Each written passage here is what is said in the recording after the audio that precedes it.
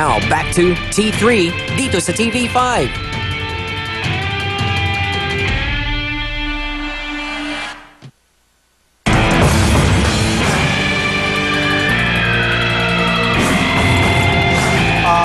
Nais ko namang klaruhin, mga kapatid. Sorry, hindi po Jimmy Santos yun. Jude! Si Jude. Yung hepe na Caloocan. Yung pinakalokan. Yung sa Makati, walang kinalaman. Mabait yun at no relationship yun. Wala. Itong Jude Santos na, walang kwenta talaga ito. Kaya mamaya, pag may time, tatawagan natin si Mayor para pambulyak natin walang yan. Samantala, pasugala na nagkukublay sa permit ng isang trade fair sa tabi pa mismo ng Manawag Church sa Pangasinan. Wa-effect ang dasal ng mga manang dahil tuloy ang mga minor de edad nakasali sa mga sugarol. Sino namang politiko ang sasabit sa ambush na ito? Ito ang Manawag Church sa Pangasinan. Dinaraya ito ng mga deboto araw-araw. Pero tuwing malapit na ang kanilang kapistahan, iba na raw ang dinaragsa ng mga residente, lalo na mga kabataan. Sang katerba raw ang pasugalan sa mismong harapan ng sikat na simbahan. Sa harapan mismo ng simbahan, may mga pasugalan pong ganyan. Siyempre po, pangit po talagang tingnan. Mismong ang hepe ng pulis, aminadong tali ang kanilang kamay dahil mga politiko ang nagbigay ng permiso sa mga peryahan. Ang peryahan is talamak dito sa Pangasinan, hindi lamang dito sa bayan ng Malawag. Ilang beses na raw nilang nirate ang mga pasugalan pero ang mga peryantes, armado raw ng permit na mismong sangguniang bayan at si Mayor Napoleon Sales ang nag-aproba. Sandali ang nakalagay sa permit, trade fair at sideshow lang. Eh bakit sa surveillance sa T3 mas marami ang pasugalan? Ito ay hindi sakop yung sugalan. Kaya nga po, with due respect po sa ating mayor naman, dapat nilawin din natin itong bagay na ito. Ang problema pa, mga kabataan daw ang karamihan sa parokyano sa sugal. Aba Mayor, anong klaseng modelo ka ng kabataan? Ayan po, sumagot na Mayor. Subalit, ibinigay po ang ni Mayor Napoleon Sales sa ang kanyang consultant na si Manuel Jimenez. Magandang hapon, magandang gabi sa iyo, Mr. Jimenez. Yes, good afternoon po, sir. Opo, pwede ho ba? Isara nyo na muna yung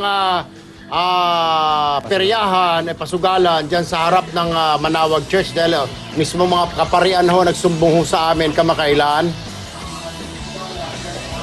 Mr. Jimenez? Opo. Ipasara nyo na yung sugalan, Mr. Jimenez, dahil sugalan ho yan at hindi ho yan trade fair or sideshow. Dahil nakita ho ng aming camera na puro sugalan ho, hindi ho trade fair at sideshow. Yung ibinigay na permit ni Mayor ay trade fair at sideshow. Kaya nga, sinasabi ko, pwede bang ipasara mo na yan mamaya? Ipaparating ko po kay Mayor namin, sir, kasi unang-una po, wala po na akong otoridad na ako mismo magpasara niyan. Bakit ikaw kausap ko? Akala ko may... Inutil kasi yung mayor Kasi mo. po ang ibigay na number doon sa opisina namin. Ganito na lamang, tawagan mo siya pagbaba nitong telepono at sabihin mo, pinapasara namin yung sugalan na yan. Inchendes? Okay po, sir. Itong consultant, pangalan nito? Si Manuel Jimenez, consultant ka ba ng mayor? Opo. Bakit ikaw ang pinatawag sa amin?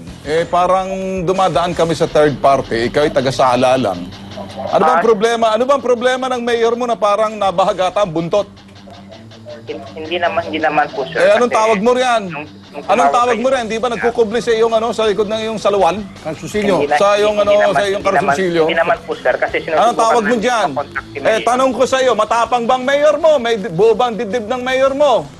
Kasi kung buo ng dibdib ng mayor mo, wala siyang kasalanang ginagawa, kaya niyang maging lalaki makipag-usap sa amin. Di ba? Opo, sir. Kasi...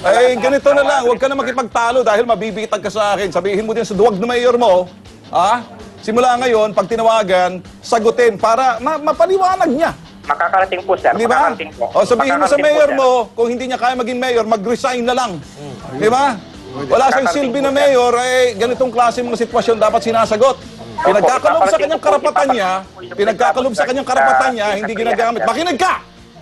Easy. Pinagkakalob sa kanyang karapatan niya, hindi niya pinakikinggan, hindi niya ginagamit. Kaya para sa inyo diyan sa Manawag, Umaayos kayo mga taga City Hall diyan, mga City Hall ninyo ba yan? Or City Hall ninyo. Ha? Umaayos kayo. Kung hindi nyo kaya, mabuti pa magsilayas na kayo mga dupang kayo. Pero, Mr. Jimenez, pagkatapos sabihin mo si Mayor na gusto namin sarado yung peryahan ngayong gabi dahil may mga tao kami dyan. Pag nakuna na namin yan, pupuntahan na, babalikan ka namin, Mr. Jimenez. Kilos! Pronto! Naintindihan mo, Mr. Jimenez? Okay po, sir. Makakarating po. Alright. Sige. Mr. Menes, last na lang. Ganito gagawin ko, Mr. Menes. Magtitiri ko ng kandila. Yan. Na sana maliwanagan ng Panginoon ng isipan ni Mayor magpakabait siya. Yeah. Okay. At makonsensya isara niya yung peryahan na yan. Bago ko talaga to. Okay ba yun? Hindi bago ako. Okay, Mr. Menes? Sige. Pagpalay ka na pong may kapal, Mr. Menes. Parang napunta sa iyo. Ako, ikaw, nagkabalik na data tayo. Sige. Sige.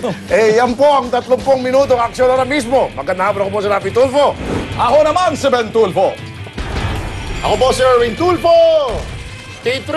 Ang bumangga, giba. Sumbungan ng bayan, ang tunay na sandigan. Mahirap o mayaman, walang kinikilingan.